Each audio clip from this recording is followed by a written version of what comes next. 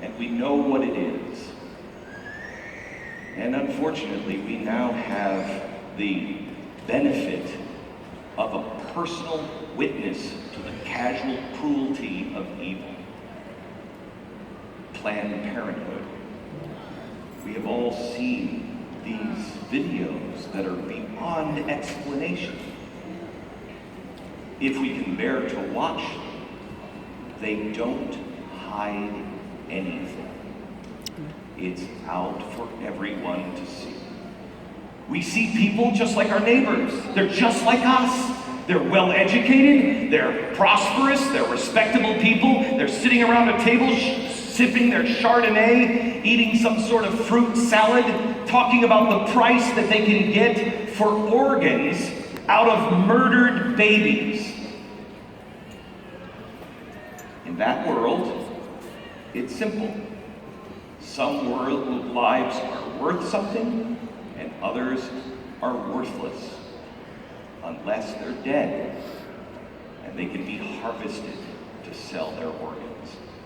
And just like in the rape rooms, when their usefulness is done, they're thrown away in the garbage bins.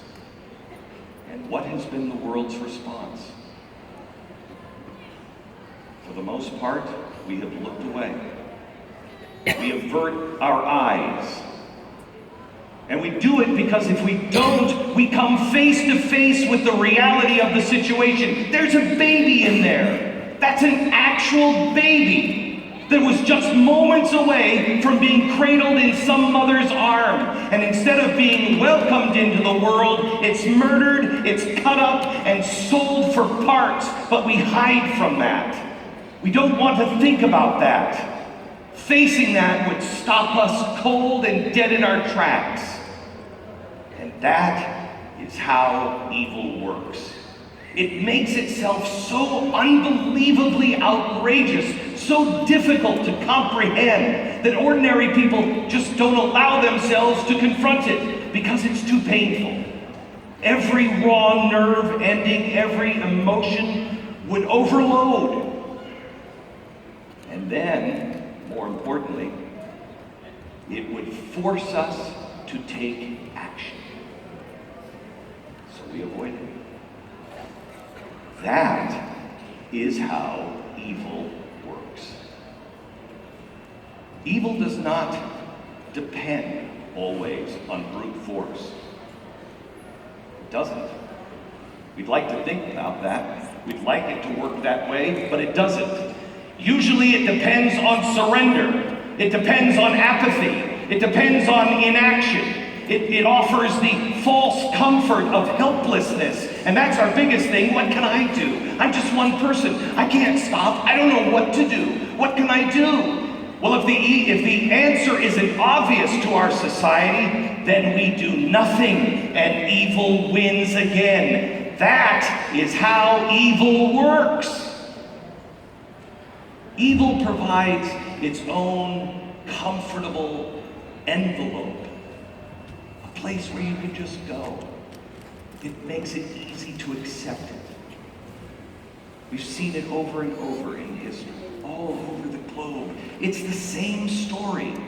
When the Nazis first came to Germany, they took power. What did they do? Did they build the concentration camps?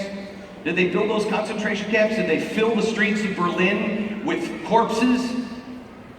Did they have Mengele doing his experiments out in the universities for everybody to see? Of course not. That would have been way too shocking. Nobody would have accepted that. So the first thing the Nazis did is they went to the hospitals. We like to call them institutions now because it makes us feel better, but they were the hospitals. The hospitals for the children and the disabled, those children that didn't meet the Aryan standards of physical fitness. That's where they went. And the Nazis, they came in dressed as doctors in white coats, and they spoke to the families of these children. They counseled them. They said, let us take your children. Your children they don't have a quality of life at all.